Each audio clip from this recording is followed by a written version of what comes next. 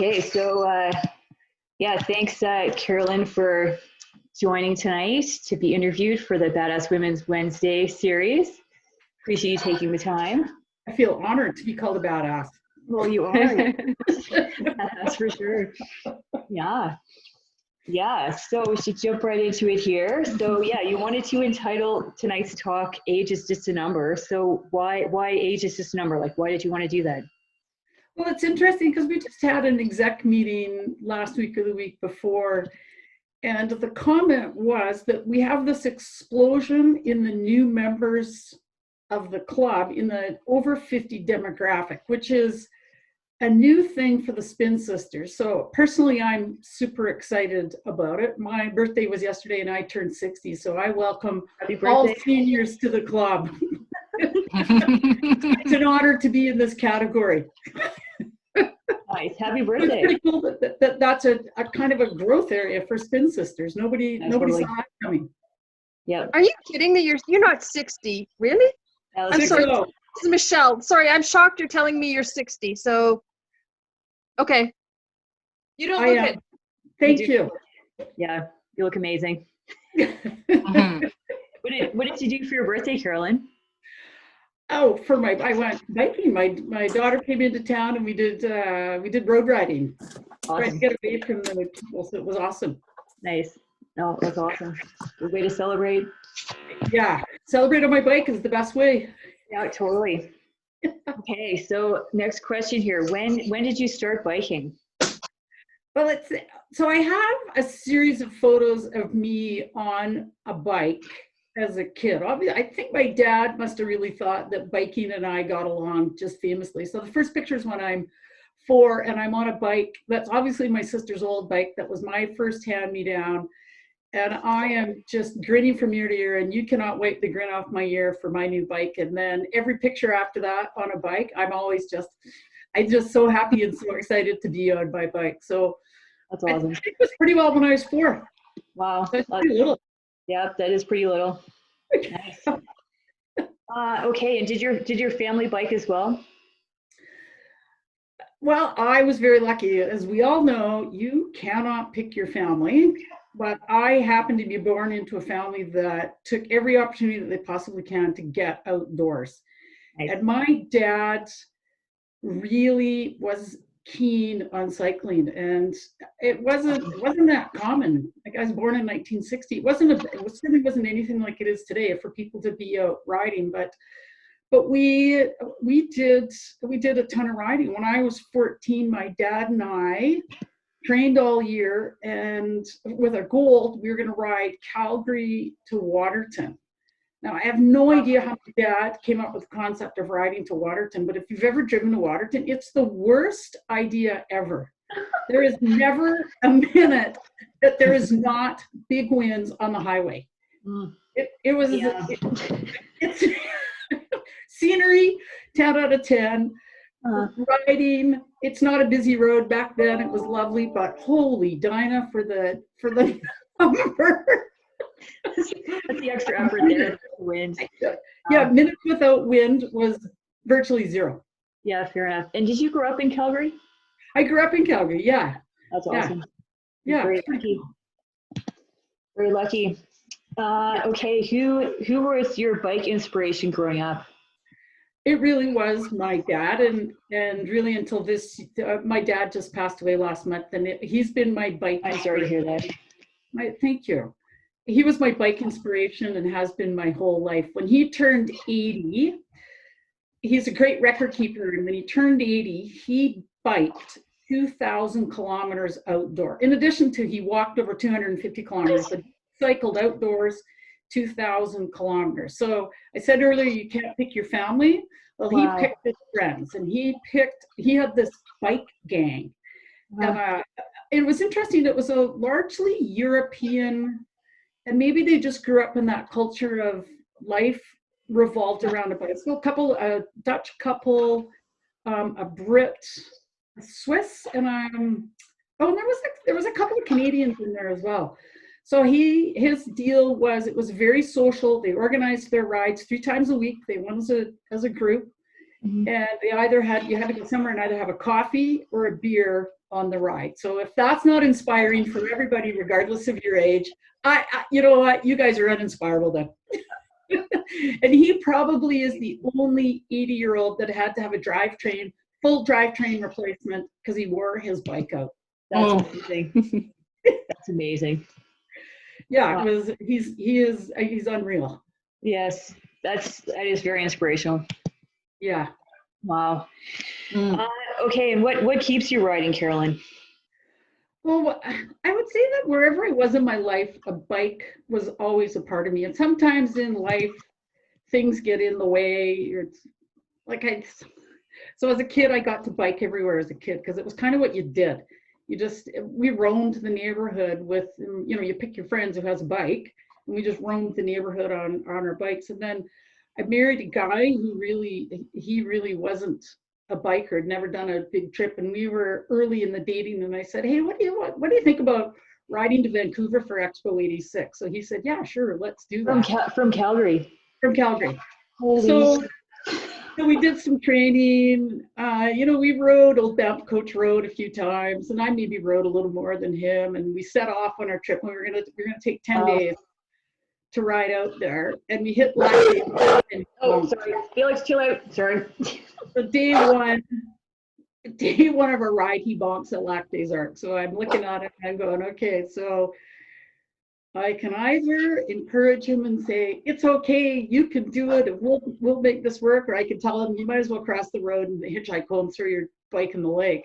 Wow. So he did it. He biked all the way to Vancouver. So yeah, it was. And then my kids, because a bike was part of my life, I made sure my kids got on bikes very young. And my kids were riding 4 and 5 kilometers when they're 6 years old, and I had to tow them up. We lived up above Sandy Beach Hill, and I would always have a tow rope, and I'd tow them up Sandy Beach Hill, but they never batted an eye. And now to this day, they all love to ride their bikes. So I've got this great family that we all love to ride our bikes, and it's a form of transportation, and it's always been a passion, but sometimes you gotta walk away from that passion with that hope, knowing that one day, whatever is going on in your world, whether it's little kids or your health or whatever, that you can come back to something. If you keep that in your heart, you can come back to it. Totally, yeah. So, I'm wondering about the Calgary to Vancouver trip. Did that take 10 days? Well, we did 10 days, but it was leisurely. We did some stops, and we had some really hot days in the Okanagan that were really tough to ride. They were busy roads, heat, but we did 10 days. And which route did you take? The Trans-Canada, and then headed south. But the Rogers Pass, don't ever ride over the Rogers Pass. It would be, for all of you online, the Rogers Pass, all those tunnels you go through, next time you're driving through, there's a sidewalk. You see my air quotes? A sidewalk in there. But the sidewalk isn't quite wide enough to put your tire up on it and your handlebars. Wow. So you have to ride on the very edge. And then it's also where the animals go in the winter. So there's poop on these sidewalks, and it's pitch black, and you're riding along and your handlebars glancing against the wall, riding up the Rogers Pass, semis passing you, honking at you. Wow. It was another bad idea. I can own that one. My father owns Waterton. I'm going to own the Rogers Pass. But you biked from Calgary to Vancouver, which is super impressive. Yeah. Okay. Well, I'll take that. Okay, and on that note, how do you approach training? Well, really, my goal is always to get out and ride as much as possible, and I like to mix it up. I only ride in what would be a traditional bike season as well, but I mix it up. I have a road bike, so there's days that I like to do just like I'm happy to go do just a nice 100K ride, not crazy steep, just a nice steady ride. I like to mix up the mountain biking, and sometimes it's just my head down, hammering as hard as I can. I have kept a log of my riding for years. So I can tell you my fastest ride around the reservoir over the last 20 years. I know what it is. Yep.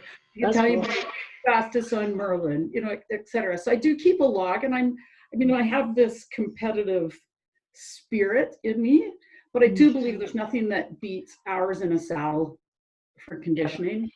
It's true. And the other thing that I try and do is in the winter, you'll never find me biking indoors. Like unless I'm injured and I'm trying to recover, the thought of sitting on a stationary bike or my bike locked in a trainer. So I cross country ski. I do stairs in my building. I do kind of boot camp type stuff. I do anything other than biking. But if it's nice out, I'm the first one out, bundled up as best I can to go riding. But I won't fat bike, and because that's my cross country ski season. Fair enough. Do you have skate skis as well? Excuse me. Skate That's awesome. And classic, yeah. So Nice. I classic in the city, and I skate ski in Fernie. That's such good cross training in the winter. Oh, Yeah. If you've never tried it, ladies, try skate skiing. If you want to be humbled, like no tomorrow, get on a pair of skate skis and suck wind for like 20 minutes and turn around and go home and cry. Yeah, I've only tried it once. I went out with friends who had taken a few lessons, and yeah, it totally kicked my ass. And Oh yeah, I tried it's super fun though. and like it is super fun, and it's just like it's an ass kicker. Like it's a really good workout. Yeah. Anyway. Yeah, it really is. How has your riding changed over the years? Honestly, it's kind of interesting because I ride faster now than I ever have in my life. So, and maybe it's an optical illusion because the guys that I ride with are slowing down. So the guys where I used to be behind them, now I'm in front of them. So I'm not sure, but I feel like I'm riding faster. But I think there's some real contributors to that. So there's no question. I got a new bike 2 years ago, and bike technology now is amazing. What these bikes can do, and I went to a one by, and how well it climbs. It's unbelievable, and just how much more comfortable I am on the bike, and the geometry for both up and down has really improved. So I'll put part of it to bike technology. I'm a much better technical rider than I am now, and I guess I've just had years to really work on the technical side. And I'm one of those people that if I'm riding something technical and I don't make it, or if I'm riding with someone who doesn't make it, I do the whoa, stop, let's get off our bikes, let's go back down, and let's session this, right? Let's try this again and see, okay, what did we miss? Let's come back up. And I like to take the time when I'm riding, particularly with other women, I like to stop on the trail, and it helps me if I stop and I walk them through why they might have missed it. It reaffirms what I'm thinking about, how to take a corner, or what are we going to do with that ditch and stuff. Definitely. So I'm a full believer in the sessioning, and I still have this competitive spirit that really it sits pretty tight. And I do like to ride with people that are better riders than me. I don't do it all the time, but I have no issues. And maybe I'm old enough to be humble enough that when someone says, oh, I'm happy to go for a ride with you, if they don't mean it, tough bananas, you said it, I'm going with you. So suffer if you don't want to. But I think the majority of the cases really are that people love to go out riding with other people and help them become better riders. Totally. If they don't have to do it all the time. Like Fiona, you're a serious rider. You don't want to ride with weaker riders all the time, but it's fun to go out with them and help them learn. I honestly love social riding. Like it's awesome. Because it's just fun to ride a bike. So And it's fun to share that passion. Totally, 100%. Yeah. Yeah. Carolyn, what kind of bike did you get? What's your new bike? I got a Juliana. Huh? Which one? Pardon? Which one? The Rubicon. I love it. The Rubicon, nice. I really like it. What's the travel on that one? I don't really remember because I have a kid that's super into bikes. So I said to him, I'm buying a new bike. Here's my budget. Tell me what I want. Is it a cross country? Or is it a more enduro? I can't remember. Oh, so that's the enduro. Yeah. Oh, that's a really good bike. Yeah, totally. Yeah. It's a great bike. Mhm. And new bikes, the geometry, it's everything. Oh, Julia says awesome bike. Yes, Julia. Yeah. It's fun to get a new bike. It's really fun to get a new. It's been unnerving shopping and looking for them, and you're never sure if you're always wondering, is that the right bike for me? Because who knows? Who knows if it's the right bike? And I went from 26 to 29, which was a big jump, and I'm only 5'5", and everyone's, you'll never find a 29 that the geometry's right. Well, I say beans to you. Yeah. There's geometry out there now for 29 for everybody. If you want to go 29. Nice. So yeah, Julia says she has a Bronson, the same bike. So fun. Yes. That's awesome. Nice. So that's got a lot of travel then. That's awesome. Yeah, it's fun. Nice. And you find it climbs well too, yeah? Yeah. It's not the bike, it's the rider. Come on. No, it is. You know what it is? It's really impressive the amount of travel on bikes now and how well they can climb. Like it's, like you said, it's super impressive. Yeah. Yeah, it's really interesting. If you haven't been out and demoed some bikes, it's kind of fun, but it can be a problem because you may want to buy one. That is true. There's so much choice now. We're very yeah. So work, and you know what? I'm going to just put a little pitch in for our sponsors. They're great people. They're super educated. So if you want to go look at new bikes, go to one of our sponsors. Talk bike with them. They really are good at helping you walk through what to look for in a bike. Oh, 100%. Yeah, and hopefully they do hopefully they can do a demo day or two. Yeah, fingers crossed we get demo days out again. Mm-hmm. I agree. Definitely. Okay, so how do you approach goal setting? Yeah, goal setting. Well, I'm back to this whole your life cycle and where you are in life and goal setting. And if you've got little kids, your goal may be I just want to try and get out on a bike. And I'm now at the point where the last couple of years have been a real challenge for me as my dad's health declined, and just trying to manage and participate and be really active in his care and caring for my mom. So I really didn't, and he seemed to get ill right around the May long weekend, which kind of wiped out May, June, July for me for riding, but it was always, that's okay, I'm doing the right thing and I'm going to get back on my bike again. So really my goal this year is I feel like I'm in a good place this year to just get out on my bike more. I want to do way more rides with Spin Sisters. Nice. That's cool. Yeah. That's awesome. So I will be out there. Nice. That is amazing. Okay, what's your favorite ride? Favorite rides are so hard to pick, huh? Yes. There's so many favorites. I mean, who cannot say that the downhill on Merlin is amazing? So it's fun. Yeah, it's rideable for everyone. The shout out to the trail crews and the work that they have done on Merlin, because it's such a great ride. But we have a place in Fernie, so I'm going to say really probably my favorite two rides are Swine Flu and Project 9, just because of the challenge. And I told my son that if I can't ride Project 9, I'm too old to ride. So hopefully that day never comes. Yeah, Project 9 is such a good trail. That is so good. I mean, it is super challenging, and it's probably not a goal for everybody. It's a tough ride. It's a tough ride up. It's a technical ride down. But there's nothing better than the chatter, sitting at the Fernie Brewing Company with my chest pumped out to say, yeah, I just rode P9. I'm not going to have a P9. Yeah, totally. Oh, totally. Yeah, like you said, though, it's like it's a technical climb, especially that last little punchy bit. It does. It's a punch in the face too, right? It's like punch in the face. It totally is. Yeah. Yeah. And then just the downhill is so varied. Like it's so neat how you can go through the old river bed, and such a neat.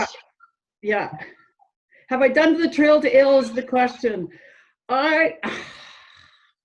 No, I haven't. Should it be a goal? I gotta be honest with you. So for those that don't know, Trail to Ale is in 24 hours you have to ride Project 9, swine flu, and hypervent within 24 hours. So it's not all on the same day. It's over 2 days. I should put it on my goals for this year. Maybe that's. I'm gonna take the challenge. Yeah, you should. Yeah. Okay, I'm signing up. I'll let you know. Nice. Yeah. Okay. How can your involvement with Spin Sisters. So how did you get involved with Spin Sisters? Yeah. Yeah, I've been a member for about 10 years, and I've initially my involvement was I was doing some of the assistant coaching for the clinics, and then decided I wanted to get on the executive and do the sponsorships.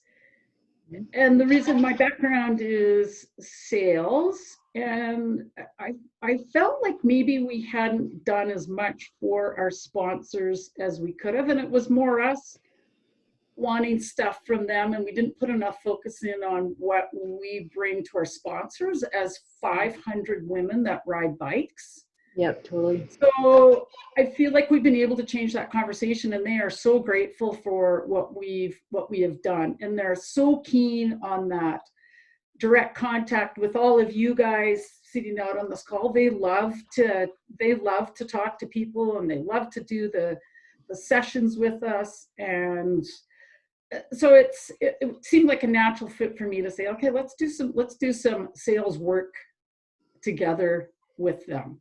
So for all of you guys out there, if you have any suggestions for things that you'd like to see us do with our sponsors, drop me a note. They're up to do anything, especially, well, I mean, it's okay.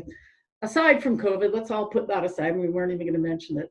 But if you have any suggestions, please drop us a note. We love to hear from members and what you guys would like to see or change or smart ideas. And we have a lot of very smart women out there. So let us know, please. And we have such awesome sponsors too. Like Ridley's are amazing. Yeah, Yep. We are very fortunate. Okay, so what is your advice to new members? I think my advice to new members is really start with courage. Have the courage. You took the first leap to join Spin Sisters. Now the next step is to sign up for some rides. And it's tough. I don't know anyone. I don't know if I picked my right fruit. Am I going to be too slow? Are they not going to want to ride with me? I don't know anybody. There's lots of obstacles for new members to join us. I would say to you, and I truly to anyone, drop me a note at sponsorship@spinsisters.ca. Tell me you want to come for a ride and you're not so sure on which one to go. I'll come with you as long as I'm available. I'm not tied up at work. I'd love to ride with all of you. And I think as a club, if we can come together and really encourage the new members to find the courage to come out for rides, it's a win-win for all of us. That's so true. Yeah. It's a big step. It still is. It's one, to join, but two is to have the courage to say, I'm okay with if I'm too fast, too slow. I have an old bike. I don't know what to do if my bike breaks down. People will help you. Yeah, so true. And how can members get involved in the club? And back to, if you have an idea, share it with us. It doesn't have to be sponsorships. It could be anything. Like last year, we only just got off the ground on fat biking, and it was just an idea. It was like, why don't we do fat biking? Because we're kind of gonna end up in fat biking season. Maybe we should try it. And then before you know it, we've now added fat biking, and it was just one of those kind of a whimsical idea thrown out on the table that someone picked up and ran with. So, and and maybe you have a hidden talent, or maybe it's not really a hidden talent, but it's like front and center. Share your talent with us or your ideas, because we're always open to new ideas. And remember, many hands make light work. And organizing a club for 500 women takes a lot of work. Like Fiona, you have put in an unbelievable amount of time to host all of these tech talks, trail talks, badass women talks, etc. You've done an amazing job, but again, the whole club is run by volunteers, so Totally.